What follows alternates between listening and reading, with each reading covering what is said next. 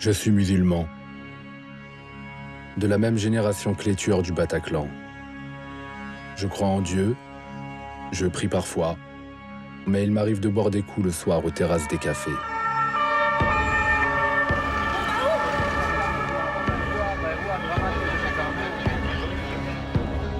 Je suis celui que les hommes de Daesh détestent le plus. Aux musulmans, restez en arrière. Jusqu'à combien de temps allez-vous dormir? Jusqu'à combien de temps allez-vous dormir? Je suis musulman et journaliste. Je peux aller là où mes confrères ne pourront jamais mettre les pieds. Ils sont en train de nous traquer, un par un. Ils viennent à 4h du matin chez les frères, ils défoncent leurs portes, ils les enferment dans des prisons, ces chiens. Daesh investit dans des films à gros moyens, pour terroriser ou séduire.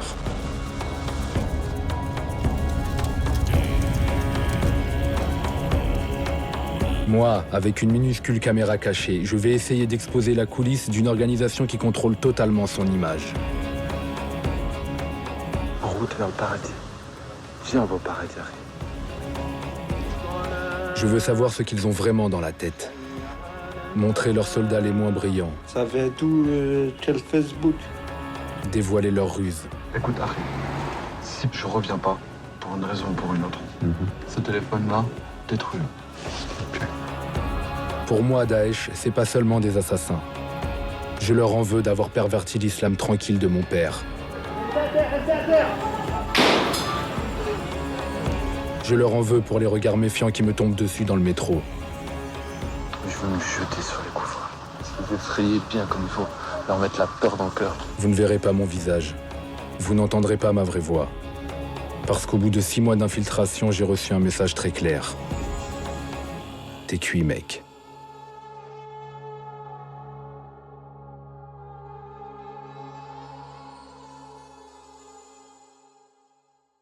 Oui, nous avons un ennemi, et il faut le nommer, c'est l'islamisme radical. Et un des éléments de l'islamisme radical, c'est le salafisme. Le salafisme. L'ennemi avait un nom. J'ai commencé par passer des semaines dans des mosquées fréquentées par des musulmans salafistes. Des pratiquants orthodoxes qui semblaient vivre dans un autre siècle. Ils sont désignés par le gouvernement et les médias comme la matrice de Daesh, alors ils ont peur des caméras. Je dois donc tourner en caméra cachée. Pendant 1 mois, j'ai vu des barbes. Encore des barbes. Et encore des barbes.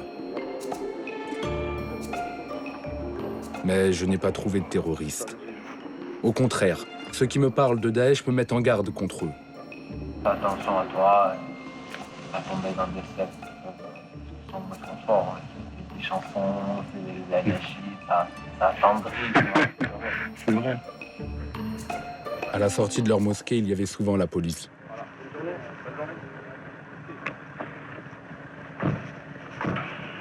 Les premiers sympathisants de Daesh, je n'allais pas les rencontrer à la mosquée, mais sur Facebook. Je me suis fabriqué un profil. Il y a quelques trucs à connaître. Un lion qui rugit, ils adorent ça. Un photomontage évoquant la fin du monde, la dernière bataille entre les djihadistes et les Américains dans un village de Syrie.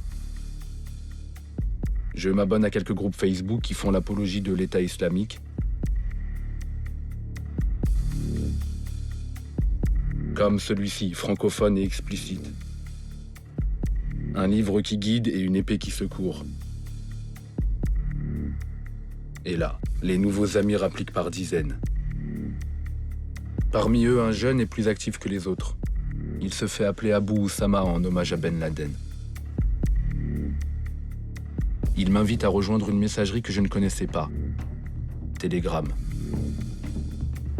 Salam, frère. Salut, mon frère. Voilà, c'est mieux que sur Facebook, je pense. Sur Telegram, j'ai l'impression de rentrer dans une autre dimension. Ici, les Daeshiens s'expriment sans filtre.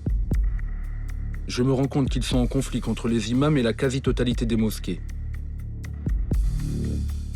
La majorité des musulmans, que ce soit en France ou peu importe en Europe, c'est même pas des vrais musulmans. C'est pas des musulmans. Comme ils disent eux, c'est des musulmans modérés, l'islam de France. Exactement, ils veulent la démocratie, ils veulent la laïcité. Tout ça, c'est des choses qui font sortir de l'islam direct, frère. Ah, moi, j'y vais plus, frère. T'as cru que j'allais prier derrière un mec qui la cite au vote ou quoi? Moi, je vais plus au Jumu'ah, moi. Voilà que c'est des vendus, frère.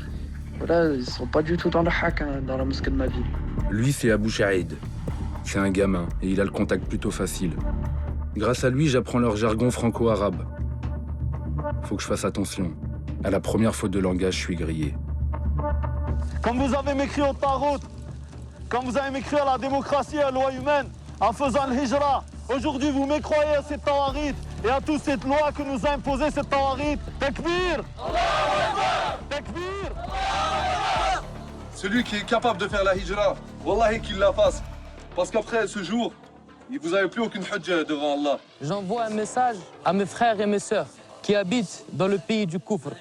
Je les appelle à immigrer dans la terre du Khilafa, dans la Dawla al-Islamiyya. Ne jamais dire Daesh. C'est le mot de l'ennemi. Leur mot à eux, c'est Dawla. En arabe, ça veut dire État. Au bout de quelques semaines, je pense en savoir assez pour aller au contact. Je veux faire la différence entre les moudjahidines du clavier et les vrais terroristes. Chaïd m'a parlé d'une mosquée à Stein. Il s'y retrouve tous les vendredis avec un petit groupe de radicaux. Lorsque tu vois les croyants et les musulmans se faire attaquer de toutes parts, sache que cela ne se passe pas sans la volonté d'Allah. Nos frères en Palestine, nos frères en Syrie, nos frères à travers le monde qui se font opprimer, Allah Azza wa Jalla le voit. Et Allah nous décide. Et Allah donnera la victoire avec certitude. Mais laisse-lui décider comment il donnera cette victoire. Allahu Akbar.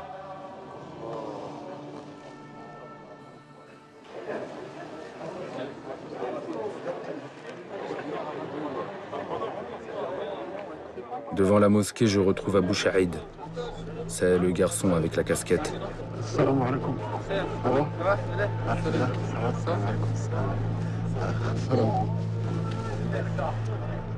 Il y en a pas mal sur Facebook qui sont ici. Hein.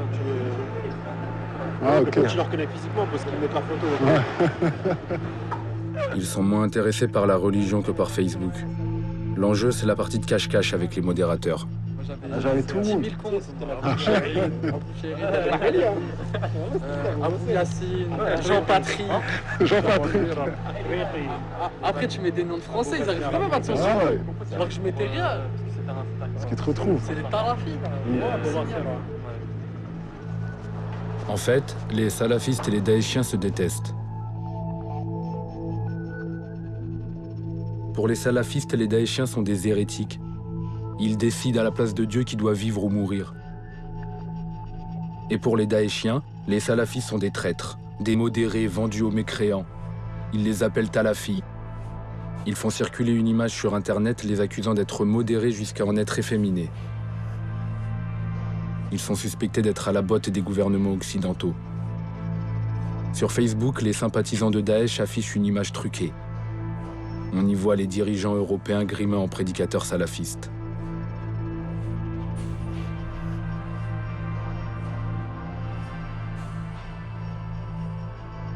Mes nouveaux amis ont remarqué qu'ici, les avions volaient bien bas. Ici, les avions, des fois, sont à très très basse altitude. Hein. Oh, ici, ouais, très très bas. Vraiment, là, c'est encore élevé. Là. Et des fois, c'est, tu vois, énorme. Mais en plus, les avions qui atterrissent ici, c'est les avions présidentiels, des hommes d'affaires et tout. Tu vois, c'est le Bourget, c'est le militaire aussi. C'est du lourd. C'est un petit lance-roquette, voilà, tu peux en avoir un bien comme il faut. Tu fais un truc comme ça et tu signes de là ou là. Là, la France, elle est traumatisée pendant un siècle.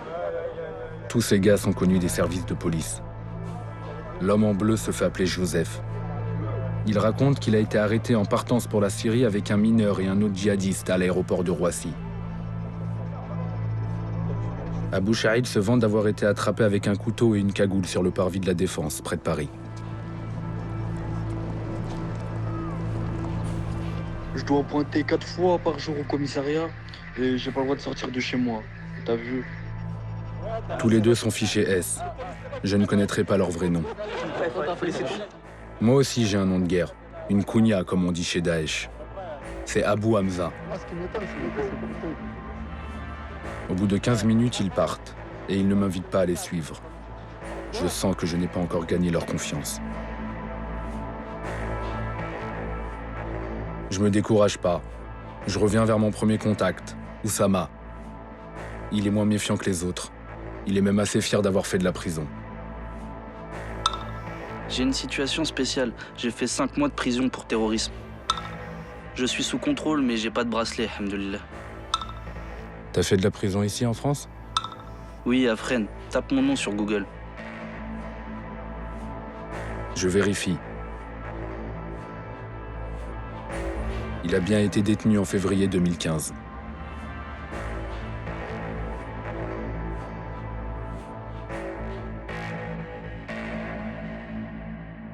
Ma situation à moi, c'est compliqué. Pourquoi? Parce que je suis sous contrôle judiciaire. Il faut absolument que ce soit des frères qui viennent me voir et pas moi qui aille les voir parce que ça va pas être possible. Il suffit que je sorte de l'Indre et je me fais arrêter et me remettre au Hebs direct. Je pars donc à Châteauroux, dans la France la plus profonde. Je m'imaginais pas attendre un djihadiste juste derrière l'église Saint-André sur ce banc public à chacun de nos rendez-vous.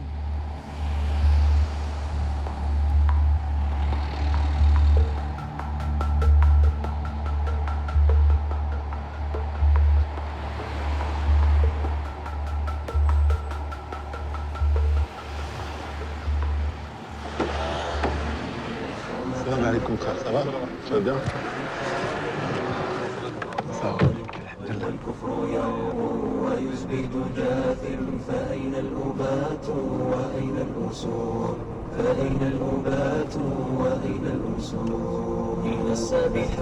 Nous allons traverser toute la ville avec les chants guerriers de Daesh à fond dans l'autoradio.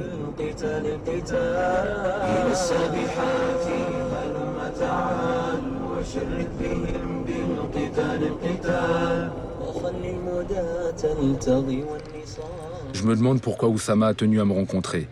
Je vais vite comprendre ce qu'il attend de moi. Tu vois, l'avantage avec toi, c'est que t'es pas fiché. Enfin, je pense, hein. Oui, mais t'es pas connu pour ça. Non. Tu vois ce que je veux dire? Si tu laisses pousser la barbe, là, ils vont se douter.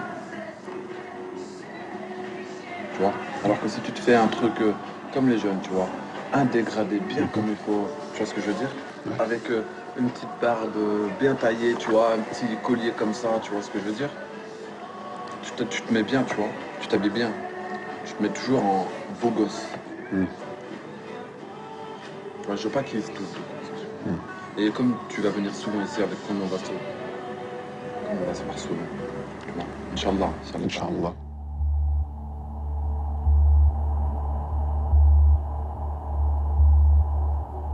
Oussama m'emmène dans une base de loisirs déserte en cette saison. Nous commençons par prier. Attends, regarde comment je fais. Ouais.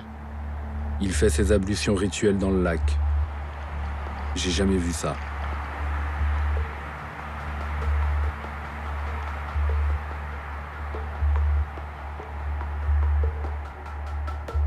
Il y a deux camps. Le camp d'Allah et le camp du shaitan, de ceux qui refusent de se soumettre à leur créateur. C'est seulement deux camps. Il n'y en a pas un troisième. Tu vois? Je sens qu'Oussama veut prendre l'ascendant sur moi. Nous commençons par regarder des vidéos de l'État islamique sur son portable. Tu as vu ça? C'est au Sinaï, en Égypte.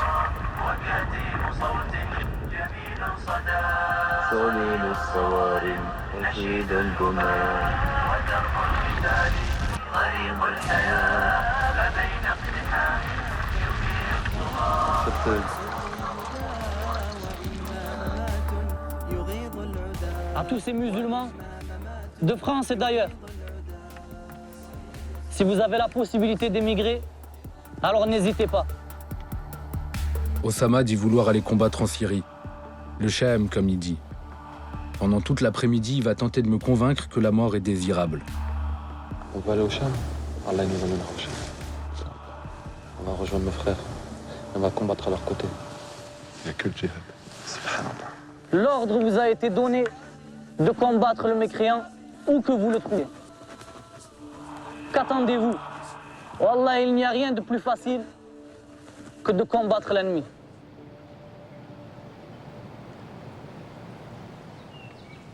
Wallah frère, je vais faire un truc de ouf là.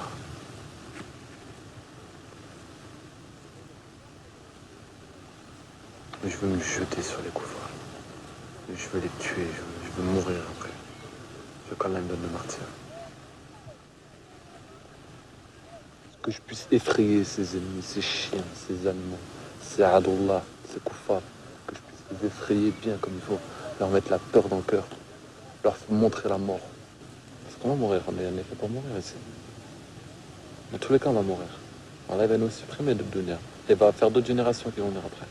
Ouais, mais bien sûr. Mais toi, par exemple, t'es jeune pour mourir. Hein? T'as 20 ans. Ouais. C'est jeune, 20 ans. Subhanallah. Je préfère mourir jeune, arrive. Dans l'honneur, dans la fierté. Vivre longtemps, je veux pas vivre longtemps. J'ai trop peur de m'égarer.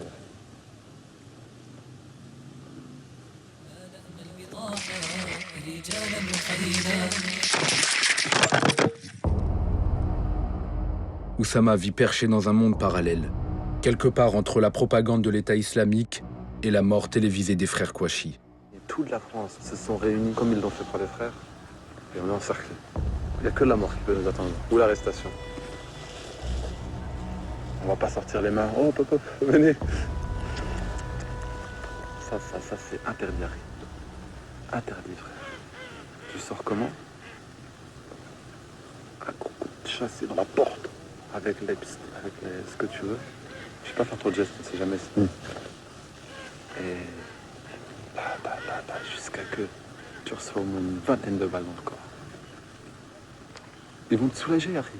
Parce que déjà, le martyr, il ne ressent pas la douleur. Ils vont te soulager, ils vont t'emmener au paradis. C'est ça. Et Allah, il va rigoler de toi, en plus. C'est pas Inch'Allah. Parce qu'on va enlever tous nos équipements.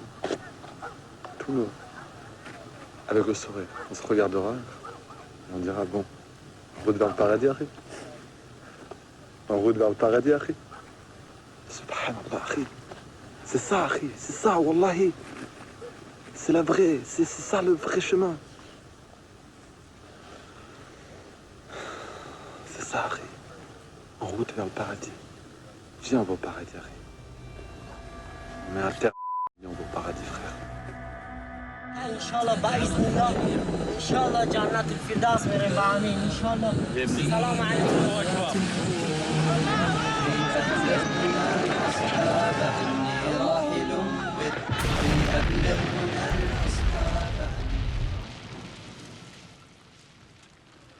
Avec le sourire. Tu trouves que je suis pas assez... Parce que je suis malade, c'est tout. Je te jure. Avec le sourire. Toujours avec le sourire. Quand il faut qu'on ait le sourire. Dis-toi que quand tu rencontreras,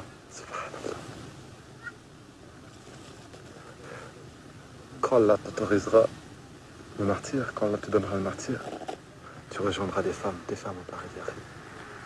Tes femmes, elles sont en train de t'attendre, elles sont en train de t'attendre, elles sont en train de nous attendre, nos femmes. Nos femmes, elles sont en train de nous attendre. Nos femmes, elles sont en train de nous attendre.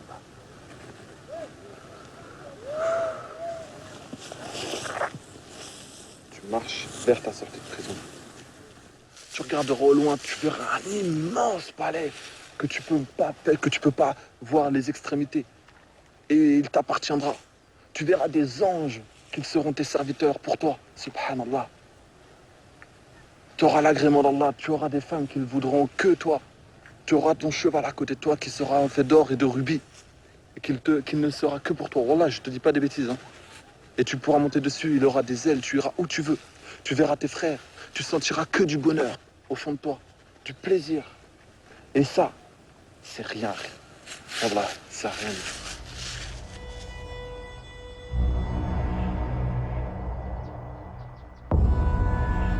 Je rentre dans le délire d'Oussama.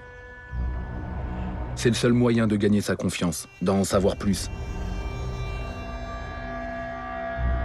Pendant qu'il me vend les joies du martyr, son téléphone sonne. C'est son père. Rien ne l'empêche de rentrer au paradis sauf la mort. Sauf quoi? La mort. En gros, il n'y a que la mort qui se sépare du paradis.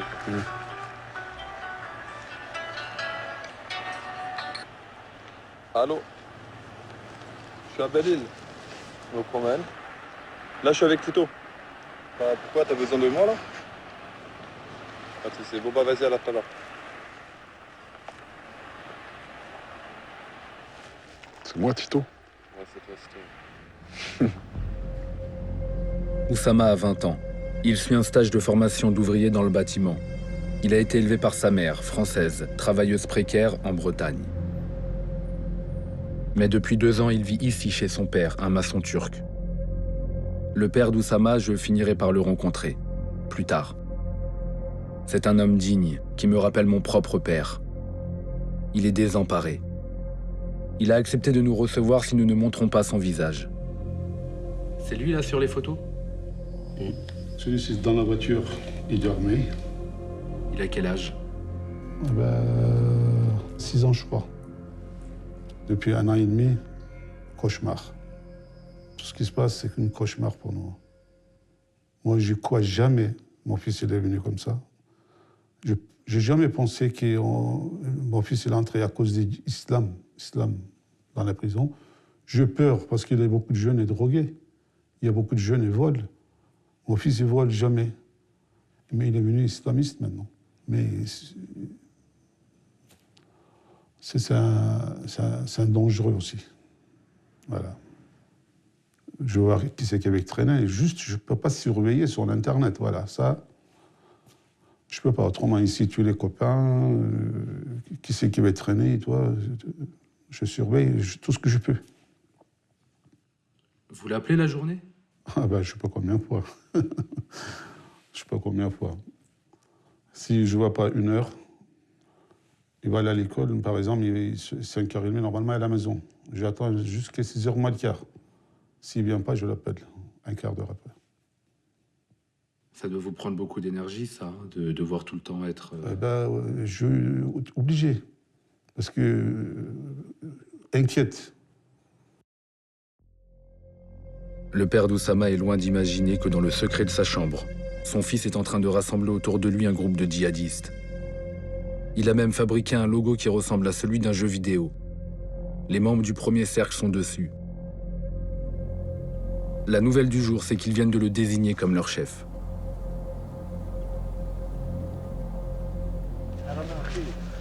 Ils m'ont nommé, quoi. Ouais, j'ai vu ça. T'es l'émir. Ouais, je suis l'émir. J'ai dit, voilà, déjà, on est plus que 3, donc il faut absolument un émir. Moi, je voulais pas être émir, tu vois. Ouais. Mais j'ai dit, les frères, il faut qu'on fasse un peu quelque chose de sérieux, là. On construise les choses bien. Et on est combien? On est 8-9, là. Ok. Pourquoi Junud d'Allah? Soldat d'Allah, c'est le groupe. Ah, d'accord.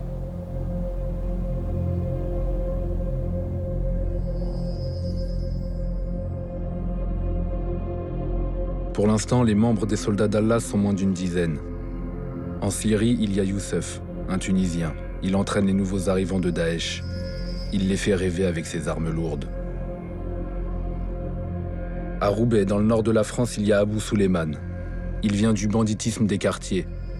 Il affirme être recherché par la police pour séquestration et torture. C'est un cerveau d'enfant dans un corps de colosse.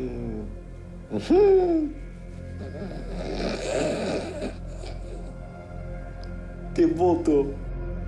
C'est sans doute le plus instable du groupe. Les statues, là. Les statues là, que vous avez mis, là.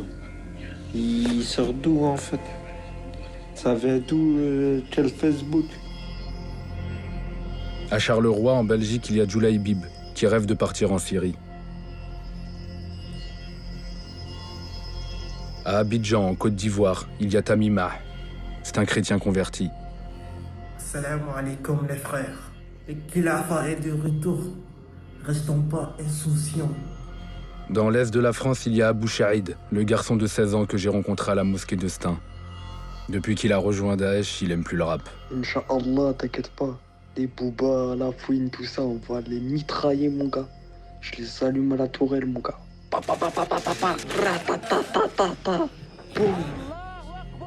T'inquiète même pas. On va tous les égorger.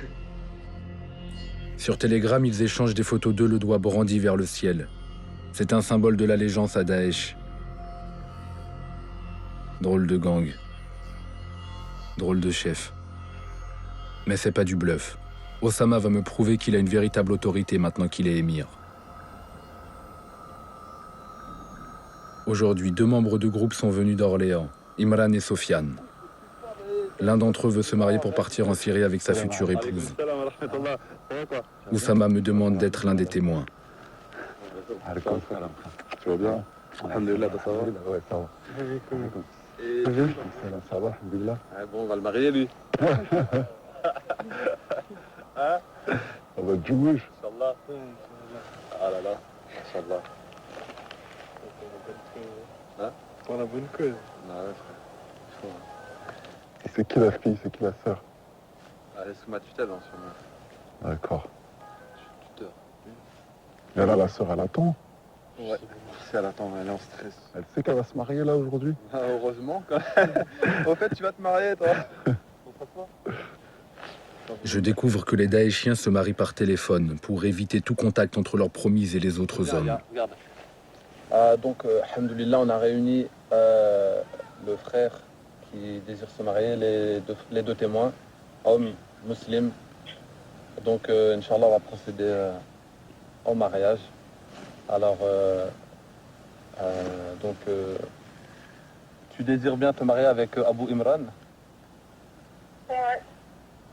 Ok. Donc je te dis que je te donne la sœur en mariage et tu acceptes. Donc je te donne Salama en mariage. Acceptes-tu? J'accepte. Voilà, alhamdoulilah. Donc par la grâce d'Allah, vous êtes mariés, Inch'Allah. Allô? Ouais. Voilà, je vais raccrocher. Hein. Ok. Donc tu es marié avec Abu Imran. Ok. Voilà. Allez, salam alaikum wa rahmatullahi wa barakatuh.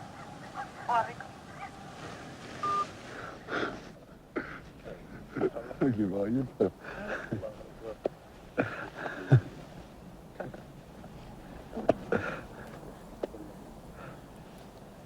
Inch'Allah, frère. Félicitations. Ça y est, t'es marié. Ça y est, t'es un homme, là.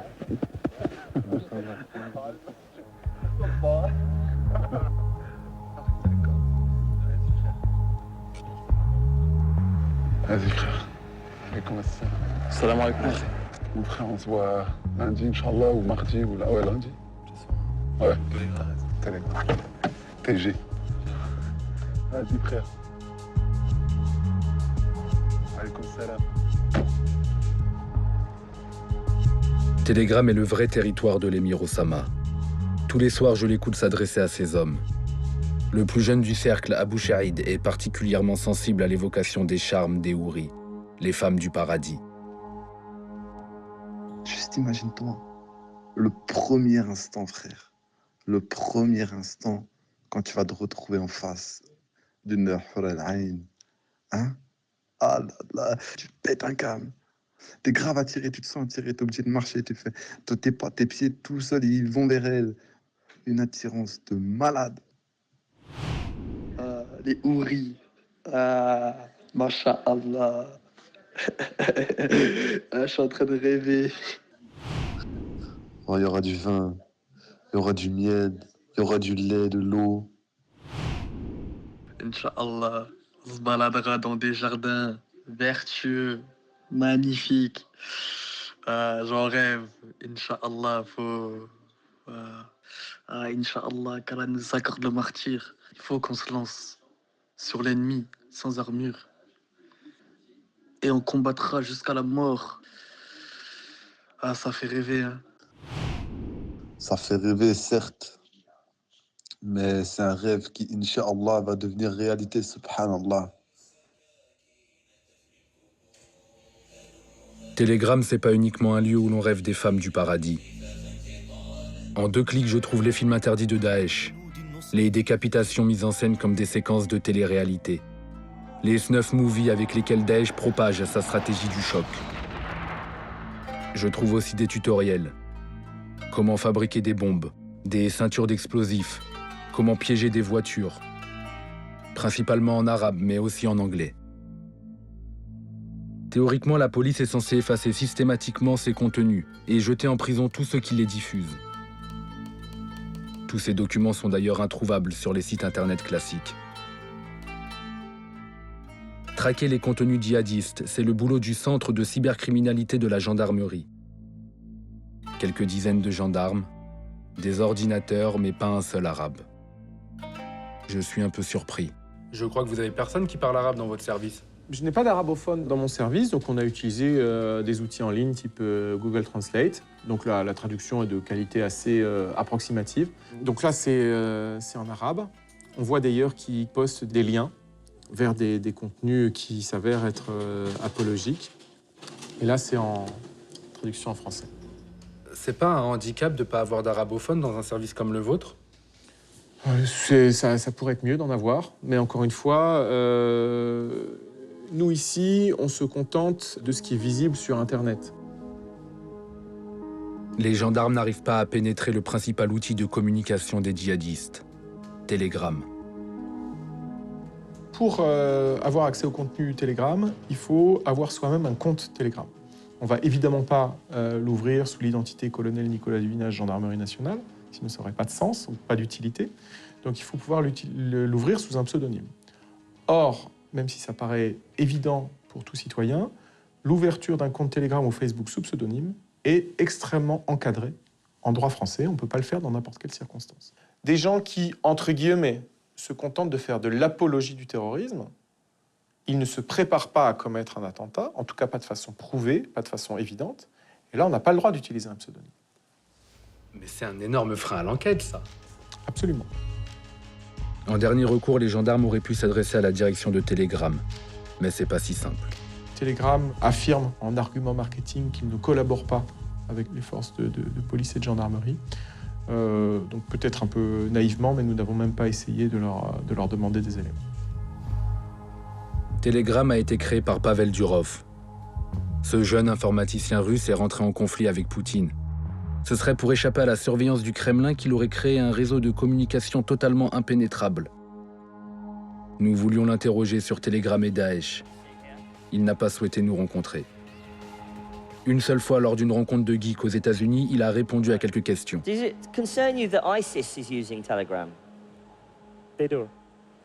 Does that concern you?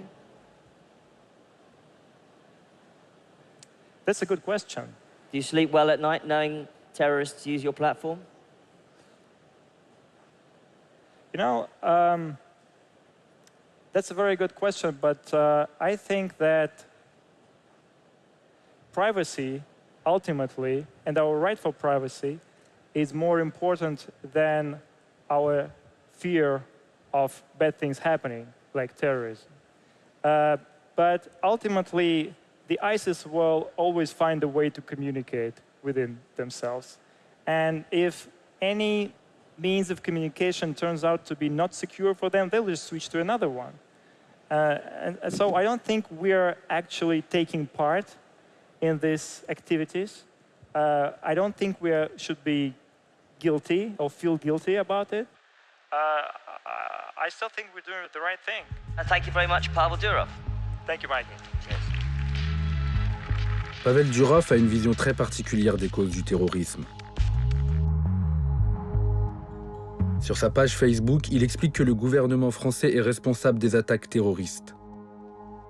D'après Durov, c'est à cause des impôts tout ça. Ils ont servi à créer, dit-il, des paradis pour parasites sociaux d'Afrique du Nord.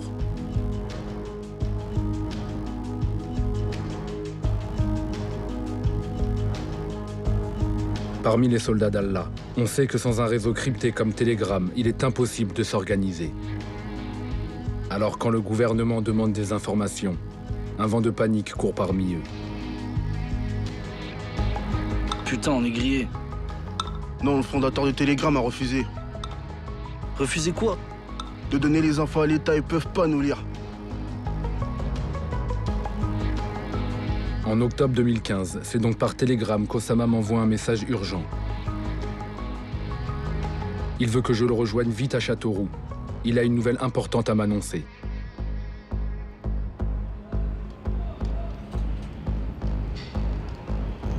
Salam alaikum. Alaikum salam, frère. Ça va? Ça va, alhamdoulilah. Alhamdoulilah, ça va. Il y a un frère qui est arrivé sur Paname. Il vient de Raqqa. Sérieux? Ouais. Il est arrivé quand? Il n'y a pas très longtemps. Et là, je l'ai contacté avec lui, j'ai parlé avec lui. De Raqqa? T'es sérieux? Il va organiser un truc de ouf ici, tu vois. Et il me faut de la patience. Il demande à ce qu'on soit patient. C'est du sérieux, Raqqa. C'est la capitale de Daesh en Syrie. Ils auraient donc envoyé un homme pour préparer un attentat sur le sol français. Je sens un changement chez Oussama. On va en faire deux équipes. Une équipe qui frappe pas, une équipe qui part. Donc voilà, on va diviser en deux groupes. Ouais. C'est ce qu'il faut que je fasse. Tout ce qui est Facebook et tout supprime. Ouais, moi j'ai pas. Ok. T'as juste Telegram? J'ai que Telegram. Voilà, prends Telegram. Tu parles au minimum. Ouais. Il faut que tu sois incognito. Ok, mets-toi incognito. Trouve un petit travail, fais de l'argent. Ouais. Économise, mets-le de côté. On va en avoir besoin pour la suite. D'accord. Dans un temps pas immédiat. Et tous les frères qui ont fait des opérations ici, ils ont fait ça. Ouais. Tous. Ils n'ont pas fait ça comme ça. Ceux qui ont fait ça comme ça s'est mal passé. Ils ont pas su qu'ils ont fait. C'est le frère qui t'a dit ça. Il faut qu'on le rencontre en personne. Ouais, je lui ai dit. Et c'est sûrement d'abord. Il est où, à Paname, en banlieue ou à Paname? L'homme revient donc directement de Syrie. Il semble donner des ordres à Oussama. Il a pris pour nom de guerre Abou Suleiman. Il est plus dangereux que les autres membres du groupe. Il est plus prudent aussi. Il ne met pas son visage sur Internet. Il habite quelque part en banlieue nord et il sort très peu de chez lui. Sa mission semble d'être d'inciter les jeunes soldats d'Allah à commettre une action sur le territoire français. Et il n'est pas le seul.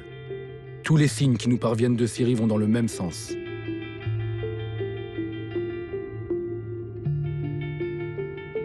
Youssouf, l'armurier de Daesh par exemple, il nous décourage de venir.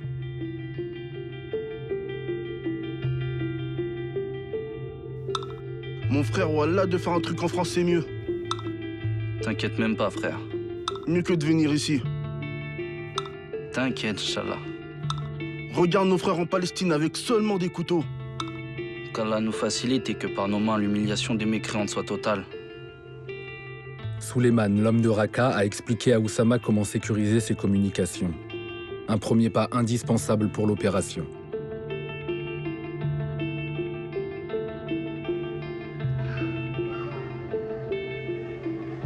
C'est quoi le numéro pour le moins cher?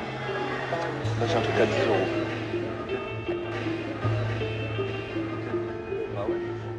€. Oussama se doute que son téléphone est écouté par la police. Nous allons ouvrir une nouvelle ligne sur un autre téléphone.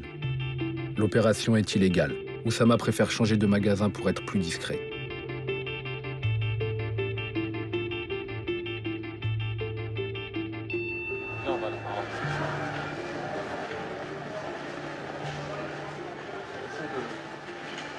On a faut qu'on se dépêche un peu, je crois. Ouais. On va activer le téléphone ici. Sur un site internet, Oussama emprunte un nom et une adresse réelle. En cas de vérification, tout aura l'air en règle. Oui, bonjour. Alors, je voudrais activer ma carte, s'il vous plaît. Alors, mon prénom, c'est Pierre. Voilà. Alors, c'est A ou avec 2 M. Alors, ma date de naissance, 25/06/1972. D'accord, bah, je vous remercie. Ah, voici, au revoir.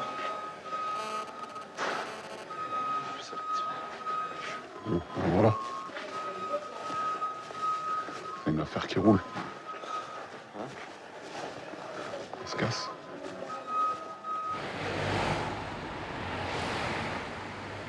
Arrête. Si je reviens pas, pour une raison ou pour une autre, ce téléphone-là, détruis-le. Ok. Détruis-le. Mais la carte, il y a une carte dedans.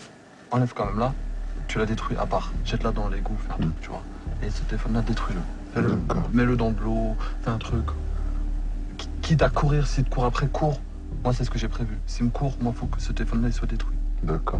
Ok? Celui-là, c'est pas grave. Celui-là, c'est pas grave. Celui-là, c'est grave. D'accord. Ok? Donc, voilà.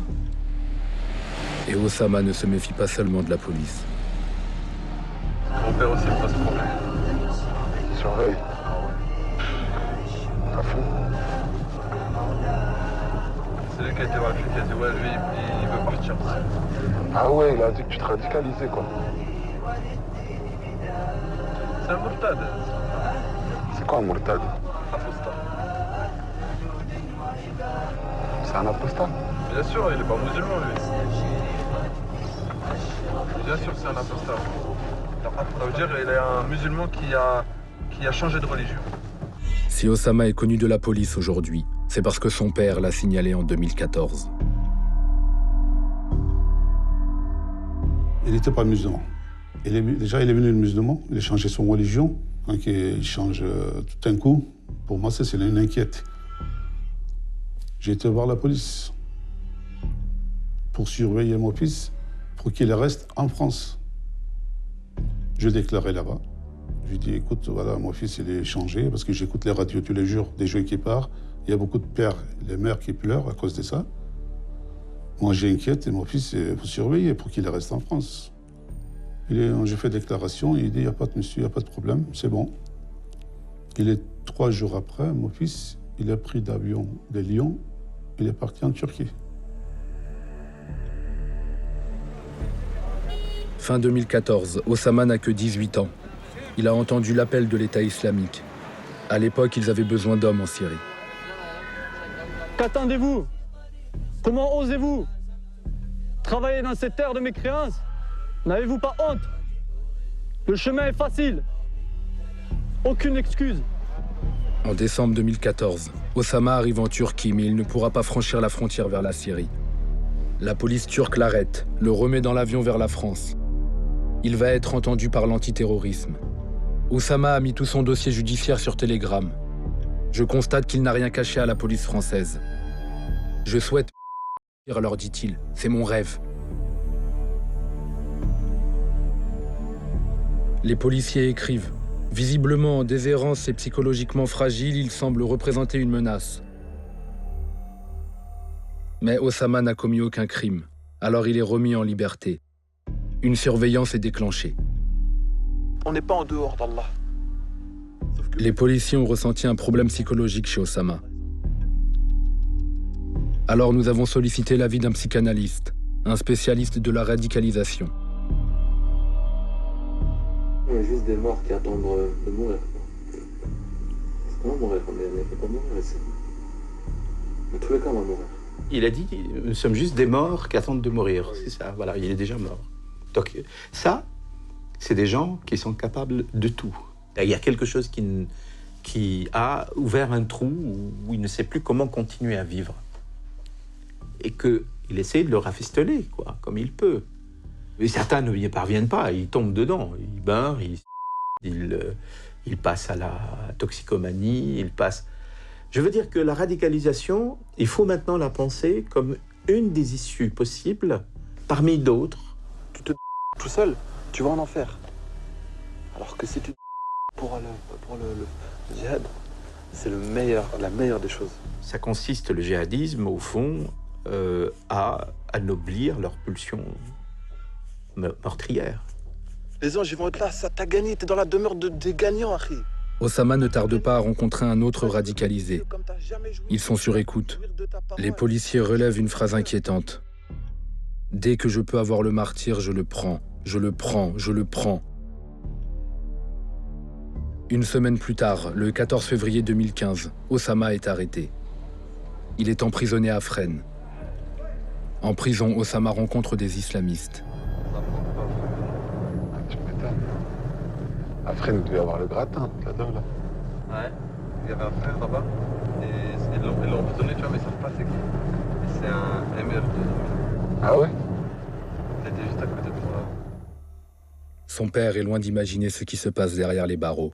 C'est votre fils, hein, c'est dur, hein, il est là-bas, c'est la prison. Pour moi, c'est toujours le bébé, hein, aussi, hein. C'est difficile, bien sûr. Je vois qu'il est derrière plein de gardiens. Je veux pas que mon fils il reste là-bas.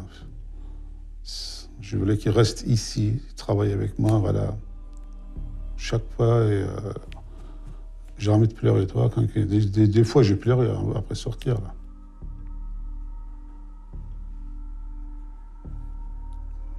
C'est votre fils, hein. Quand je pensais ça, j'arrive pas.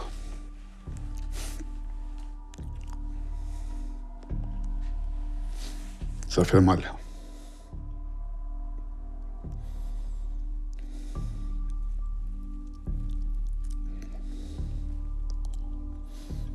C'est très mal. reste là-bas.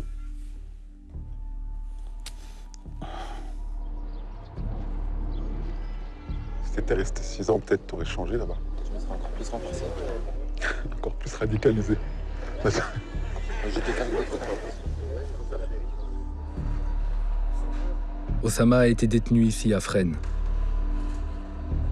C'est dans cette prison qu'a été initiée une expérience pilote. Ici, les islamistes radicaux sont rassemblés, observés et évalués en permanence.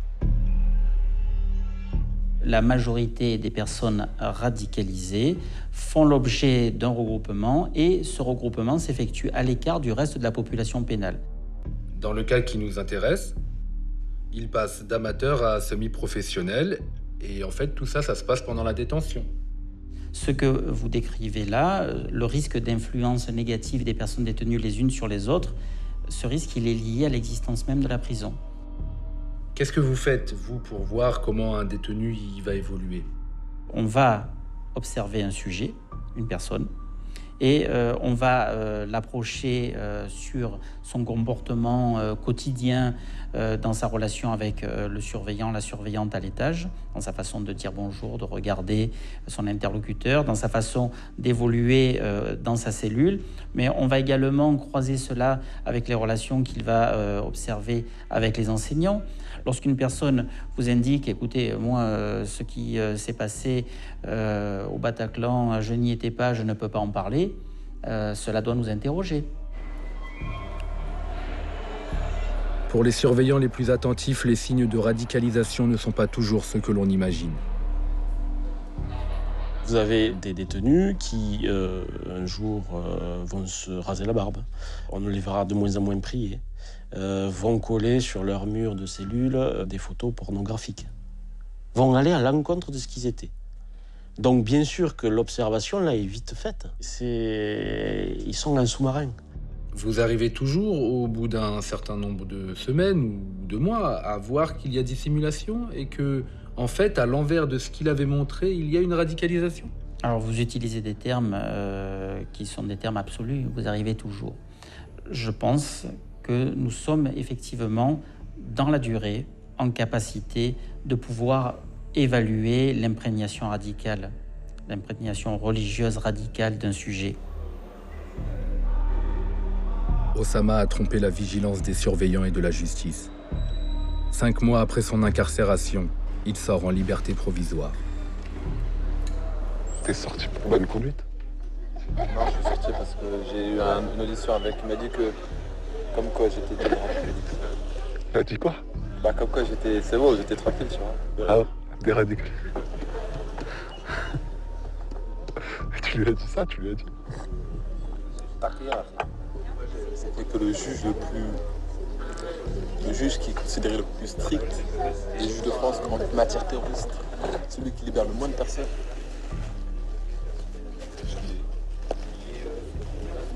Wallah, il m'a fait ça vient d'Allah. Wallahi, ça vient d'Allah. Franchement, Wallah, j'imaginais jamais ça. Pour moi, j'allais prendre 6-7 ans. Et Osama va aussi tromper son père. Quand il est sorti de prison, il a changé beaucoup. Je dis tailler ton barbe, il a taillé son barbe, il m'a fait câlin. Il a dit que maintenant je vais passer mon temps avec mon petit frère, avec mon fils. Il dit je vais rester avec ma famille. Mais en fait, il a d'autres plans. Avant, Osama était un chien fou qui racontait à qui voulait l'entendre son désir de mourir en martyr. C'est fini. Dans le code de la guerre de Daesh, ça s'appelle la taqiya.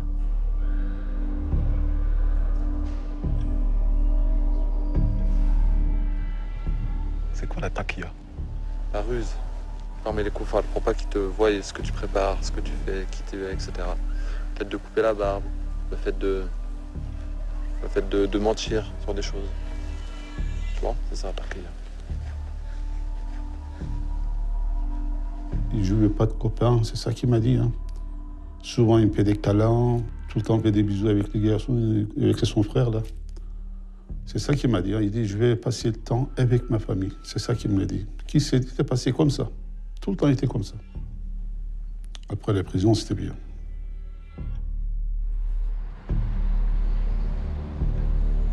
Être emprisonné ne signifie pas être inactif. Au contraire. Dans le groupe Telegram d'Osama, je découvre que l'un des membres est actuellement en détention.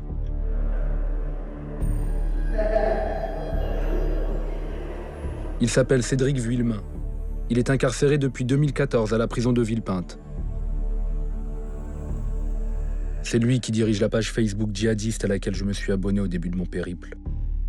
Un livre qui guide et une épée qui secourt. Depuis sa cellule, il communique avec Youssef, le combattant de Daesh qui se trouve en Syrie. Ils échangent des photos. Au nez et à la barbe de l'administration pénitentiaire, il invite les musulmans à combattre. Il partage des méthodes pour échapper aux autorités sur Internet. Il demande aussi qu'on lui envoie de l'argent. Salam alaikum, voici mon RIB de prison pour cantiner pour ceux qui veulent faire des dons.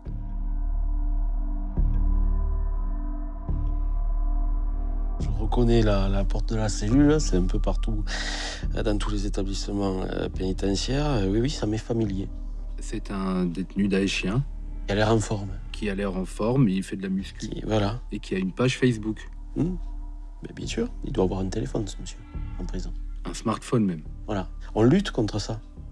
On sait que les détenus ont leur page Facebook. Lui, en fait, il participe à des groupes Internet via Telegram, qui sont des groupes daéchiens. Bien sûr, il fait sa propagande. Un des trucs qu'on a remarqué aussi, c'est qu'il demande de l'argent. Et bien sûr. Plus il aura un compte en banque, on va dire, pour pouvoir cantiner, qui sera au-dessus de la moyenne, en plus, ça va agrandir son aura. On va l'écouter. Puis si, en plus, comme vous l'avez dit, pour un fumeur, il lui paye à un moment donné une cartouche, c'est le Messie. C'est le Messie. Et là, voilà, nous sommes dans le vif du sujet. Pour moi, tu es un père, tu es... oui, mais je suis un Messie, je suis un Dieu. Mais j'ai une parole aussi à te transmettre. Et là, vous y êtes. Oui, ils ont tous ces moyens-là. Ces recruteurs sont très fins, très intelligents. Pour Osama, l'heure est venue d'évoquer les cibles. Sa priorité, c'est les militaires. Une base militaire. Une base militaire. Parce que parfois, dans les bases militaires, tu vois, ils sont tous ensemble. Ils font les entraînements, et puis après, ils mangent tous dans le même réfectoire. Et puis là, au moment où ils mangent, là, ils sont tous alignés, tout ça. Oh, t'as là.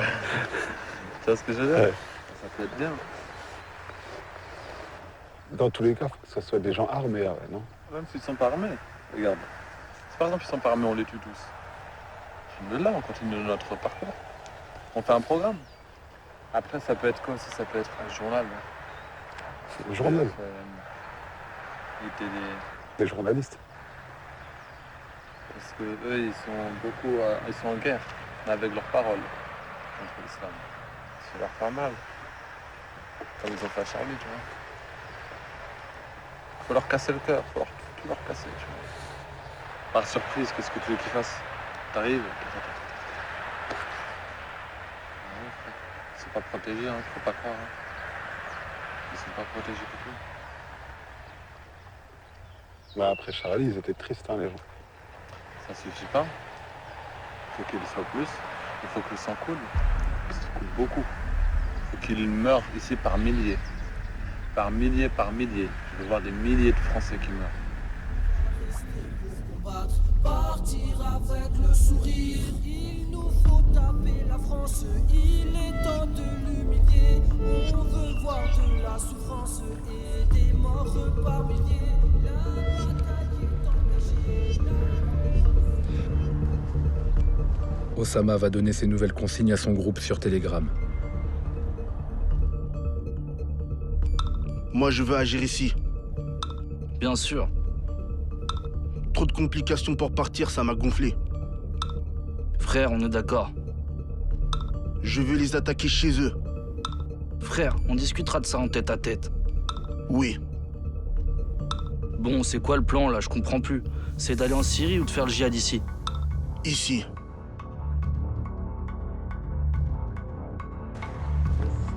Sur Telegram, une seule consigne pour les soldats d'Allah. Trouver des armes coûte que coûte. Je connais un mec, pour 130 €, il vend un 6 coups. Quel modèle? Je sais plus c'est quoi exactement la marque, mais c'est un Siko, je crois. Et il fonctionne? Je sais pas, j'ai pas vu comment il a tiré avec. Je l'ai vu en photo de ça, et il m'a montré les balles. Abou Suleiman, tu connais pas des gens qui vendent des armes à roubles? Si, mais t'as combien? 300 E. C'est pas assez. Abou Suleiman, à quel prix? Tu me dis c'est pas possible ce prix-là, c'est quel prix à peu près? Parce que s'il a déjà un truc, bah normalement c'est pas trop cher, tu vois, 300 balles, ça, 300 euros, ça va normalement. Vas-y, dis-moi, allez, Inch'Allah.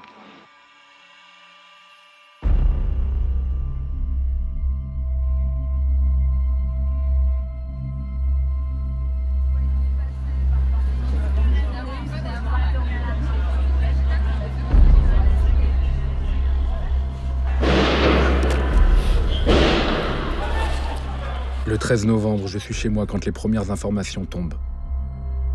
C'est en fait à la jonction de la rue de Charonne et la rue Féderbe.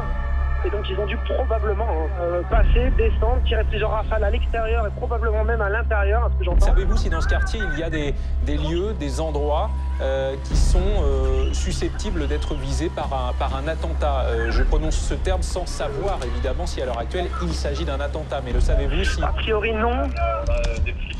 Je me précipite sur Telegram. Est-ce que les soldats d'Allah sont passés à l'action? Allah Akbar. Il n'y a pas beaucoup d'infos pour l'instant. 2 ou 3 individus, ils ont dit. Ils n'étaient au courant de rien. Ils sont aussi surpris que moi.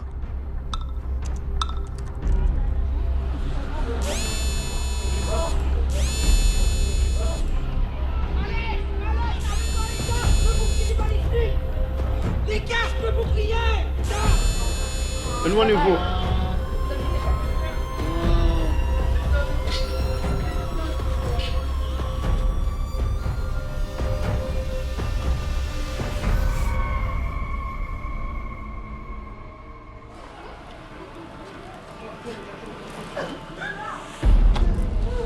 « 18 morts, Allah Akbar.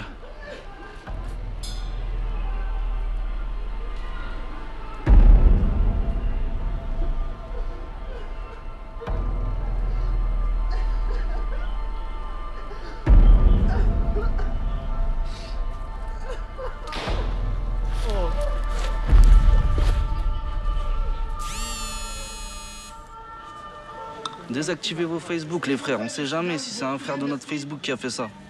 Pas échapper les détails, mais oui, des balles dans la tête, et du sang partout, des gens morts partout. Je voudrais faire un petit Allahu Akbar pour ce qui s'est passé, subhanallah. Ah, c'est impressionnant. Allahu Akbar, les frères, mashallah.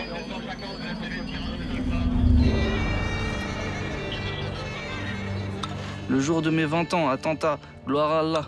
C'est ton cadeau. Du Bataclan, cette salle de spectacle du 11e arrondissement de Paris, on parle d'épisodes.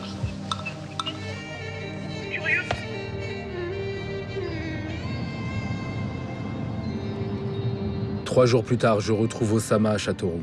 Le journal, Lucie Barbarin. Bonjour Lucie. Bonjour Jules, bonjour à tous. Jamais scène de carnage aussi effroyable en plein Paris. Un bilan terrible qui reste encore provisoire. Au moins 120 morts et plusieurs dizaines de blessés graves. Les hôpitaux de Paris sont débordés ce matin pour les prendre en charge. Le pays placé en état d'urgence. Après donc cette série d'attentats quasi simultanés menés à 6 endroits de la capitale hier soir. Attaque au fusil et attaque suicide. Laurent Doulsan, des kamikazes dans Paris et près du Stade de France. C'est tout simplement du jamais vu dans l'histoire de notre pays. Je suis comme toute la France, sidéré par l'horreur. Mais je ne dois surtout pas le montrer à Oussama. Elle va pas te rappeler. Elle a vu mon... Elle a dit ouais. Je me réveille et tout, je regarde la télé. Je vois 130 heures. Tu t'es dit quoi? Allahu Akbar. Allahu Akbar. Et toute la nuit, frère, je me suis dit, ils vont venir me soulever dans mon hôtel. Et à chaque fois, j'entendais un bruit dehors.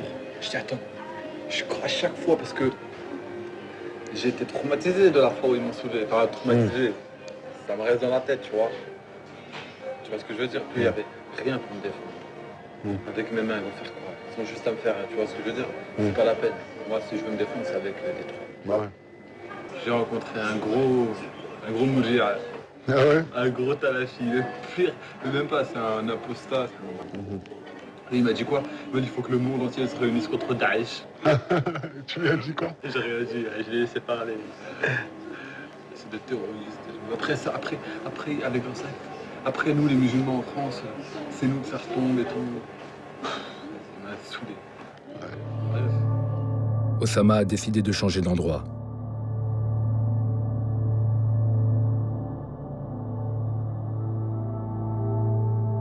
Dans la voiture, je veux lui parler des dernières découvertes de l'enquête. Abdeslam, le tueur belge du 13 novembre, tenait un bar. Il a été fermé pour trafic de stupéfiants. C'est moyennement islamique. Mais t'as vu, là, je sais pas, ils disent qu'ils tenaient un bar à Bruxelles. Mais ils disent ce qu'ils veulent, Ils vendaient de l'alcool, frère. Non mais c'est les trucs des koufars. Quand Mohamed Merah il a fait ces trucs, ils l'ont saigné sa réputation. Quand les frères Kouachi ils ont fait des trucs, ils ont saigné leur réputation.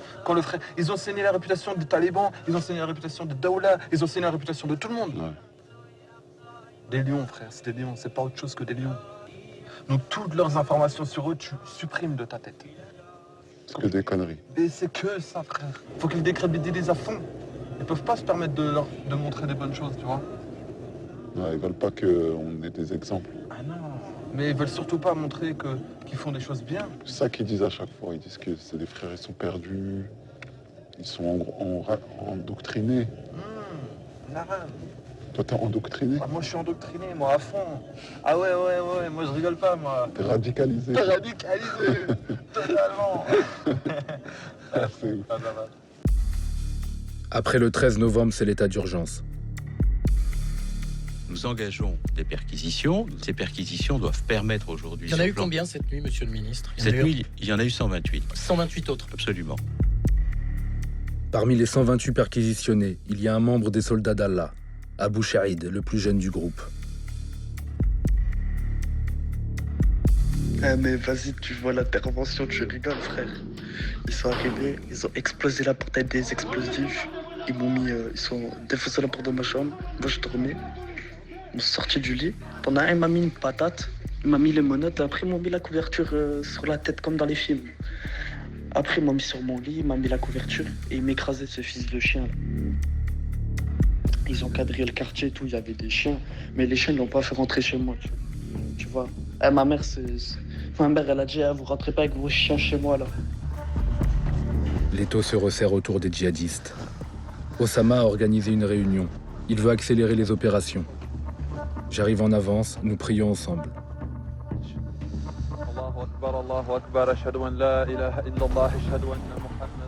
Les autres nous rejoignent.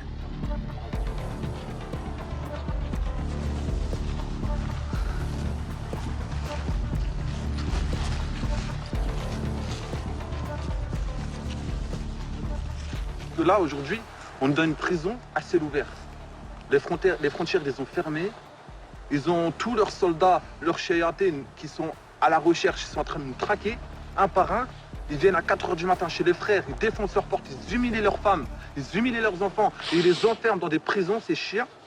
Il va falloir qu'on se presse. Parce que là, on est arrivé dans un moment où le Tarout, François Hollande, il est acharné. Il est acharné contre les musulmans, d'un acharnement comme on ne peut pas l'imaginer, mais la ruse de Shaitan, elle est faible. Et nous, notre but, c'est le paradis. Osama est inquiet parce qu'il sent le groupe se déliter. Celui qui le préoccupe le plus, c'est Abou Chaïd, secoué par la perquisition. J'ai reçu un message de Shahid, là. Abou Chaïd? Ouais, Miskin, là, il est déprimé, le frère. Pourquoi? Parce qu'il s'est fait soulever à 4h du matin. Il m'a dit quoi? Miskin. À 4h du matin, il s'est fait soulever. Sa mère, elle me dit, elle est triste. Sa future qui voulait qui se marier, ça s'est pas fait. Il est tout seul, il doit pointer 4 fois par jour au commissariat. Il est à la résidence chez lui, tu vois. Il m'a dit, j'ai le moral à zéro, ma foi, elle a baissé. J'essaie de le motiver, mais... Abou Chaïd commence à flancher. Il évoque diverses raisons pour ne pas participer à l'opération imminente. Osama joue son rôle de chef. Les deux hommes entrent en conflit sur Telegram. Bah oui, moi, de toute façon, à la base, moi, je veux rejoindre l'EI, tu vois.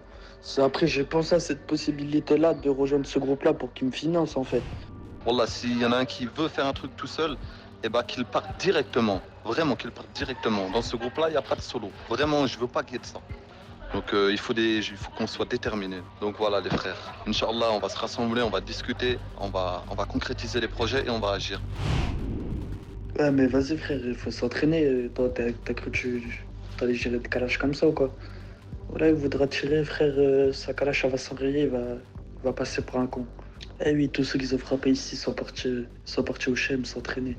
Ils sont partis en Libye s'entraîner, ils sont partis dans des camps d'entraînement frère. Tu vois? Non mais il parle de martyr, il dit on peut être martyr partout. Mais tu vois, il faut s'entraîner avant de passer à l'action. Donc voilà, je vais être clair, Inch'Allah. Donc tous les frères qui ont peur ou qui veulent ou qui sont prêts à délaisser tout projet ou à faire un truc solo juste par peur d'état en route, etc. Eh ben, je les invite, Inch'Allah, à quitter le groupe. Mon infiltration dure depuis plusieurs mois maintenant. Je me dis que c'est le moment de faire ce qui ne se fait jamais. Poser des questions personnelles à Osama.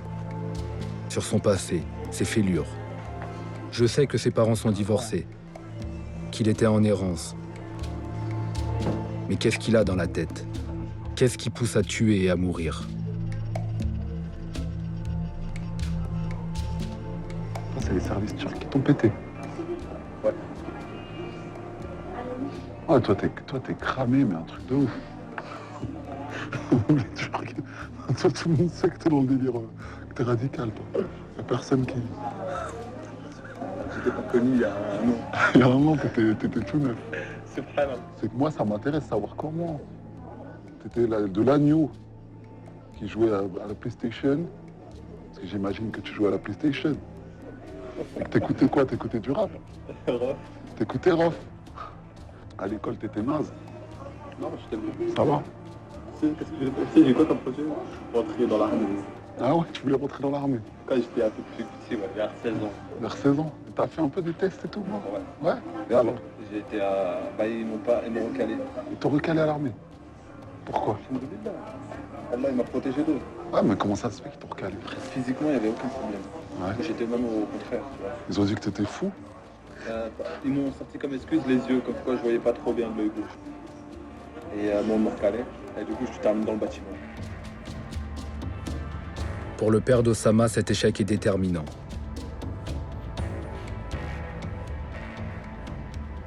Il m'a appelé papa, il est pleurant, hein. Il était triste, il dit papa, il m'a refusé le général. Et ben je lui dis c'est pas grave, hein, c'est pas besoin triste. Après il cherche, je suis quoi? Je suis musulman, je suis turc, je suis chrétien, je suis français, je suis quoi? Si je suis français, les Français, il n'acceptait pas, il pousse. Maintenant, il va où? Obligé, il va aller là-bas. Vers l'autre côté, voilà, je veux dire, intégriste ou islamiste, djihadiste, tu vois. Il est poussé vers là-bas. J'avais remarqué l'obsession d'Osama contre l'armée. Les services secrets français l'ont noté aussi. Il ne veut tuer que des militaires. Ce sont les premières cibles qu'il évoque pour une action en France. Ah, mais ça serait quoi? Ça serait quoi? Une base militaire. Sur son profil Facebook, il se moque d'une vidéo de militaires français qui s'entraînent contre les terroristes.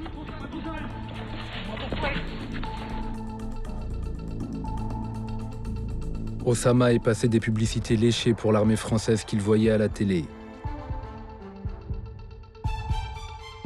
aux clips hollywoodiens de Daesh qu'il visionne sur Internet.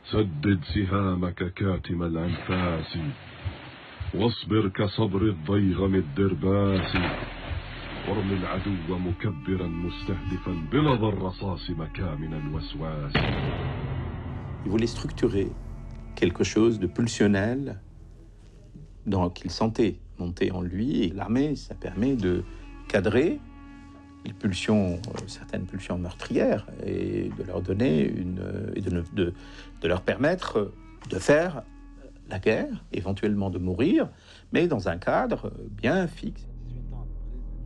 Osama se sent en confiance. Il a envie de parler.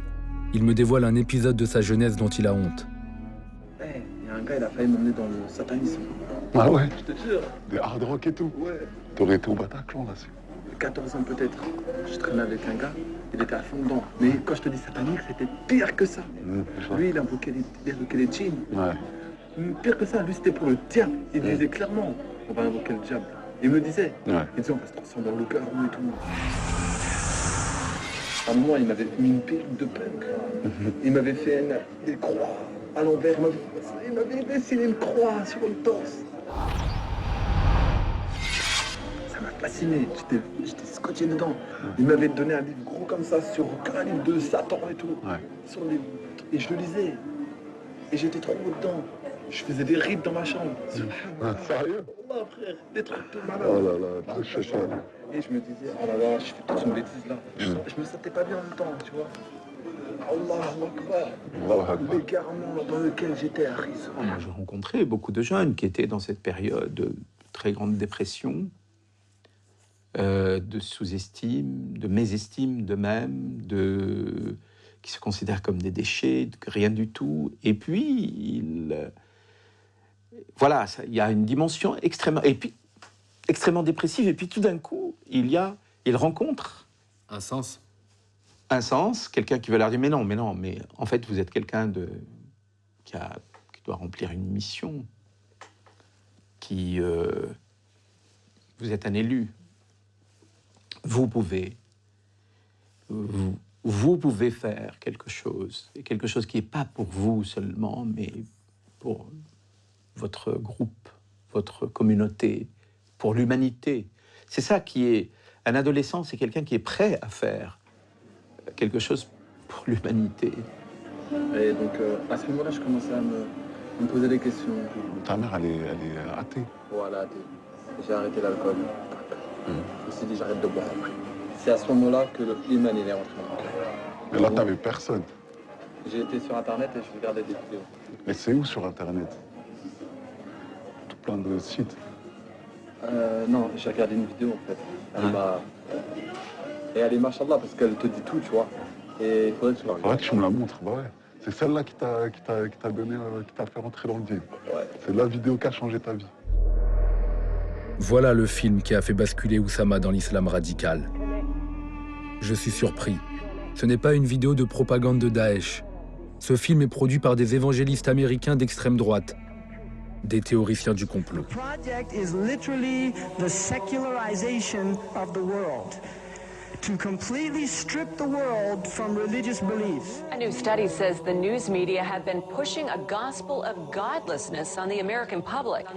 Because this media is here and designed to make sure that they ask no critical questions, to make sure that the only thing that they are concerned about is having a good time. The only thing they're concerned about is filling their bellies. The only thing they're concerned about is acquiring more and more material things. More and more material things. Et des musulmans ont rajouté un chapitre sur le Coran. Même la voix du commentaire est différente. 1,400 years ago, when the world was immersed in darkness, the Quran was revealed, which brought light to a beleaguered world. And whereas the earlier books came with many scientific mistakes, due to the hand of man having delved into them, the Quran had none of these contradictions. Oussama a donc été retourné par une coproduction intégriste, chrétienne et islamiste. Depuis les attentats et la vague de perquisitions, le milieu des Daeshiens est de plus en plus nerveux.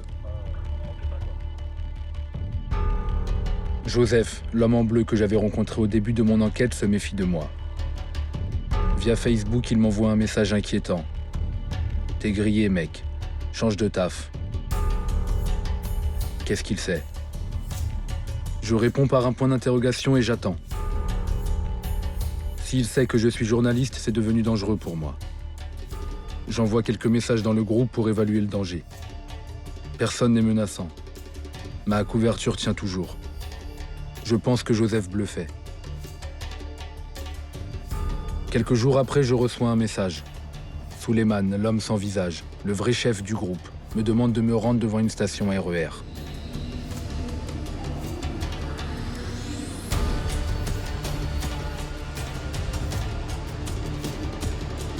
Je dois attendre un appel sur mon portable avec des consignes.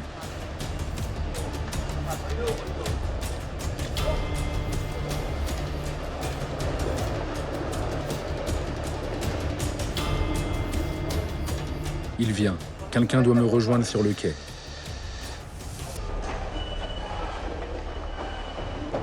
Allô. Alaikum salam. Là, j'arrive sur le quai, direction Paris. Pardon. Ok. Toi, t'es sur le quai, là? D'accord. Moi, je monte de l'escalator, là. Je peux pas me louper, normalement. Inch'Allah. Soudain surgit une femme en niqab. Salam alaikum. Ok. De la main à la main, une lettre manuscrite. Ça marche. Le seul vrai moyen de rester totalement intraçable.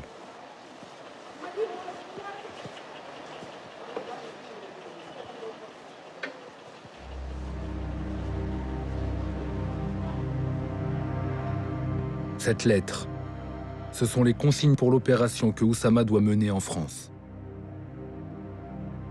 Et c'est hallucinant. On peut viser un endroit où il y a beaucoup de monde, boîte de nuit dans Paris ou cabaret, les endroits pervers beaucoup fréquentés par les mécréants dégueulasses. Il faudrait 1 ou 2 kamikazes à l'intérieur. Une fois qu'il est à l'intérieur, il attend que ça se remplit bien et il passe à l'acte. Ensuite, les frères qui seront dehors armés tueront tout le reste de la viande impure et se planqueront jusqu'à ce que la police et les militaires seront sur place. Et là, il faut 1 ou 2 kamikazes armés. On tire jusqu'à la mort, mes frères. Je suis censé brûler la lettre et rapporter par oral les consignes à Oussama. Je le retrouve à Châteauroux. J'ai l'intention d'éviter de lui dire ce qui était écrit. Je vais tenter de rester vague. Oussama est plus nerveux que d'habitude. C'est passé quoi là? Non, ma voiture, ça va. Merci. Merci.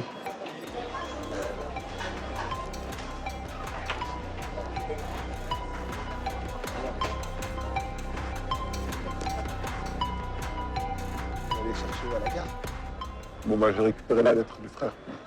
Pour ceux qui restent ici, lui, il voyait plusieurs plans. Et il n'a pas de détails, tu vois. Il a dit, il y en a un où il a dit de taper. Voilà, exactement. Et il n'a pas détaillé plus que ça. Un peu de détail plus que ça. Pas de détail, il dit juste dans celui de la boîte de nuit, il dit. Il y en aurait un qui serait explosé. Et vas-y, dis-moi. Il y en a un qui serait explosé. Ouais.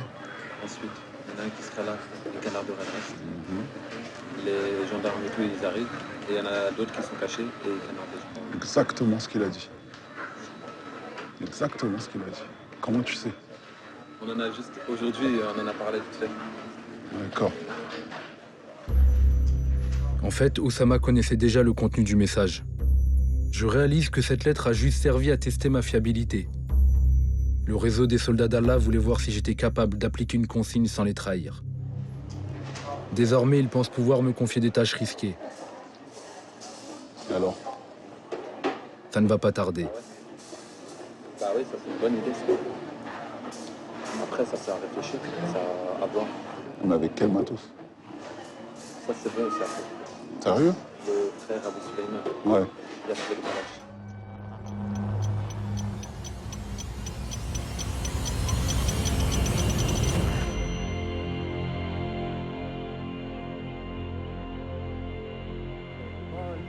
Les soldats d'Allah sont en train de changer de dimension. Une arme serait aux mains des 2 gars d'Orléans, Imran le jeune marié et Sofiane. Oussama voudrait mettre la main sur l'arme. Récupérer qui? Où? D'accord. Faudra m'expliquer à moi. Je explique à moi aussi. D'accord. Ouais.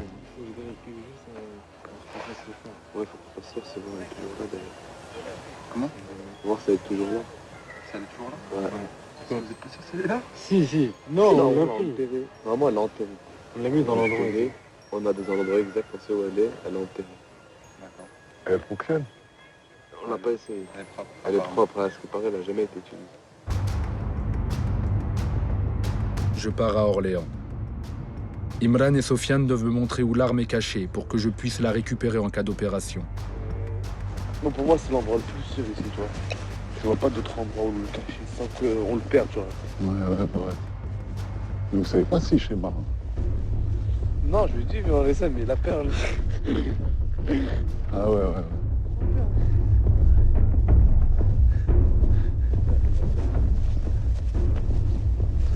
Sinon, comment on l'utilisait là? Je fais un point GPS pour trouver précisément l'endroit. J'ai l'impression qu'il n'aime pas ça.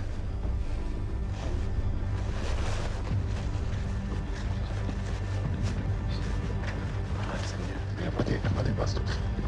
Pas des bastos.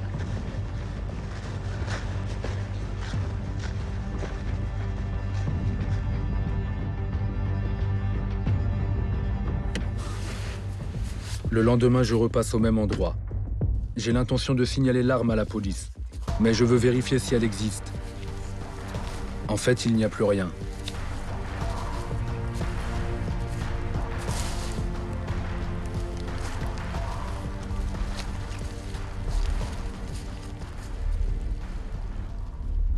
Dans les jours qui suivent, je comprends pas ce qui se passe. Tout s'accélère. Sur Telegram, Osama appelle à passer à l'action. Comme s'il avait des armes. Mais quelles armes? Est-ce qu'il ne m'aurait pas tout dit? Chacun d'entre nous qui est d'accord, qu'il prenne le nécessaire. Donc je parle bien des silahs. On se réunit au même endroit. Et voilà quoi. Après vous connaissez la suite. Je vais découvrir que la police suivait le groupe depuis le début. Un groupe qu'elle prenait très au sérieux. Dans la région, le 23 décembre, des djihadistes sont arrêtés. J'ai le sentiment qu'ils étaient en lien avec Osama. Une caserne militaire, un commissariat et une gendarmerie, à nouveau visés par un projet d'attentat. Une attaque déjouée la semaine dernière à Orléans, grâce à l'interpellation de 2 individus surveillés par la DGSI. Avant leur arrestation, ils s'apprêtaient à recruter et à acheter des armes pour passer à l'acte. 4 jours plus tard, le 27 décembre, c'est Osama qui est arrêté au domicile de son père. Un jour, 5 heures du matin, on a eu une surprise à la maison.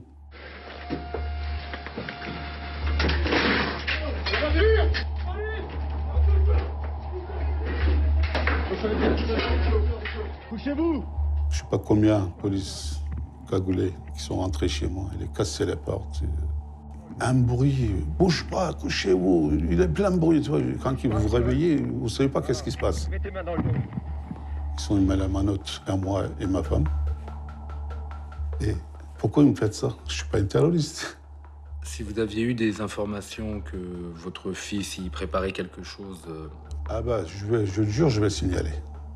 Si je vois qu'il prépare quelque chose, vous inquiétez pas, hein, je ramène moi-même les commissariats de police. Hein. Le groupe était écouté en permanence par la police.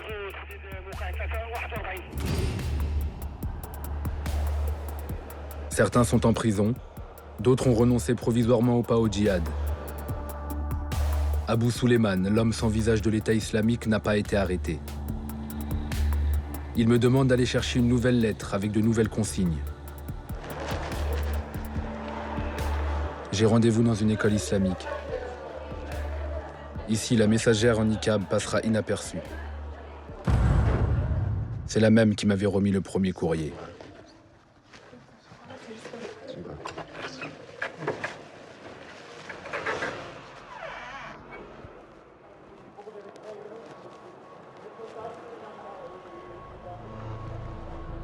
Mon frère, il reste toi et moi. Si on arrive à trouver des armes, on tape armé. Sinon, il y a la sœur dont je t'ai parlé qui nous prépare des ceintures et on tape dans 3 endroits différents blindés de mécréants. C'est les mêmes attaques à la bombe qu'ils font en Syrie. À la fin, il me demande d'acheter une liste d'ingrédients pour fabriquer une ceinture d'explosifs. Cet homme me demande de mourir et je n'ai toujours pas vu son visage. Mais je ne vais pas pouvoir enquêter plus loin. Dans le groupe, Joseph, l'homme en bleu, est plus méfiant que jamais. Il trouve que je suis passé à travers les mailles du filet trop facilement.